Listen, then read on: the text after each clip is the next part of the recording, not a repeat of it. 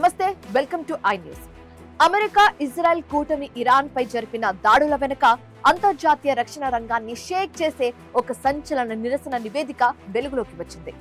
ఇరాన్లోని ప్రస్తుత ఇస్లామిక్ ప్రభుత్వాన్ని కూలదోసి ఆ దేశ మాజీ అధ్యక్షుడు, కరడుగట్టిన అమెరికా వ్యూహాత్మక విమర్శకుడు మొహమ్మద్ అహ్మదీన్ నెజాద్ ను తిరిగి అధికార పీఠంపై కూర్చోబెట్టేందుకు అమెరికా, ఇజ్రాయెల్ ఒక రహస్య ప్రణాళికను రచించాయా?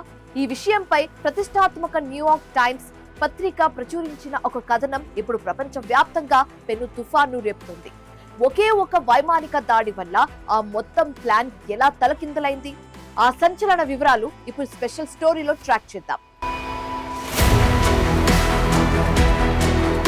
అమెరికా, ఇజ్రాయెల్ దేశాలు ఇరాన్ పై జరిపిన భారీ విధ్వంస దాడుల వెనుక అసలు లక్ష్యం కేవలం సైనిక స్థావరాలను నాశనం చేయడం మాత్రమే కాదు, ఇరాన్ లో రెజిమ్ చేంజ్ అంటే అధికార మార్పిడిని తీసుకురావడమేనని న్యూయార్క్ టైమ్స్ పత్రిక ఒక సంచలన కథనంలో పేర్కొంది.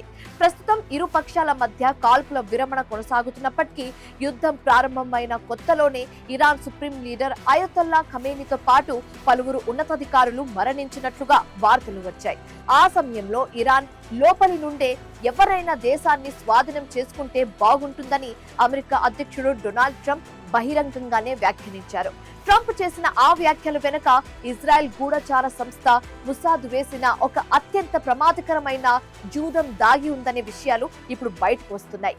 ప్రస్తుతం ఇరాన్ ప్రభుత్వ నిఘా నీడలో టెహరాన్ లో గృహ నిర్బంధనంలో ఉన్న ఇరాన్ మాజీ అధ్యక్షుడు మొహమ్మద్ అహ్మదీన్ నెజాద్ ను ఆ గృహ నిర్బంధనం నుండి విడిపించడమే ఇజ్రాయెల్ తొలి దాడి ముఖ్య ఉద్దేశమని అమెరికా అధికారులు వెల్లడించారు. ఇరాన్ మతపరమైన ప్రభుత్వాన్ని పడగొట్టి అహ్మదీన్ నెజాద్ సాయంతో దేశాన్ని తమ ఆధీనంలోకి తీసుకోవాలని ట్రంప్, నేతాన్యాహు భావించారు. అయితే యుద్ధం ప్రారంభమైన మొదటి రోజే టెహరాన్ లోని అహ్మదీన్ నెజాద్ నివాసంపై ఇజ్రాయెల్ జరిపిన ఆపరేషన్ లో ఒక పెద్ద పొరపాటే జరిగింది. ఆ దాడిలో అహ్మదీన్ నెజాద్ తీవ్రంగా గాయపడ్డారు. ప్రాణాలతో బయటపడినప్పటికీ ఈ త్రుటిలో తప్పించుకున్న ప్రమాదం తర్వాత ఆయన అమెరికా, ఇజ్రాయెల్ల అధికార మార్పిడి ప్రణాళికపై తీవ్ర భ్రమలు వీడి ఆ సీక్రెట్ డీల్ నుండి పూర్తిగా తప్పుకున్నారు. ఆ దాడి జరిగినప్పటి నుండి ఇప్పటి వరకు అహ్మదీన్ నెజాద్ మళ్లీ బహిరంగంగా ఎక్కడా కనిపించలేదు. ఆయన ఆచూకీ కూడా ఒక పెద్ద రహస్యంగా మారింది. ఇప్పుడు నిజానికి అహ్మదీన్ నెజాద్ ను ఒక మోడరేట్ నాయకుడిగా మార్చి అధికారంలోకి తీసుకురావాలనే అమెరికా, ఇజ్రాయెల్ల వ్యూహాన్ని అమెరికా రక్షణ శాఖలోని కొంతమంది అధికారులు మొదటి నుండే ఒక అసాధ్యమైన ప్రణాళికగా భావించారు. ఎందుకంటే 2005 నుండి 2013 వరకు ఇరాన్ అధ్యక్షుడిగా పనిచేసిన కాలంలో అహ్మదీన్ నెజాద్ ఇజ్రాయెల్ కు పెద్ద శత్రువుగా పేర్కొన్నారు. ప్రపంచ పటం నుండి ఇజ్రాయెల్ ను పూర్తిగా తుడిచివేయాలంటూ ఐక్యరాజ్యసమితి నివేదికలపైనే గర్జించిన, కరుడుగట్టిన ఇజ్రాయెల్ వ్యతిరేకి అయిన ఇరాన్ అణు కార్యక్రమాన్ని తీవ్రంగా సమర్థించడమే కాకుండా అమెరికా సామ్రాజ్యవాదాన్ని ముక్కుసూటిగా విమర్శించిన రికార్డ్ ఆయన సొంతం.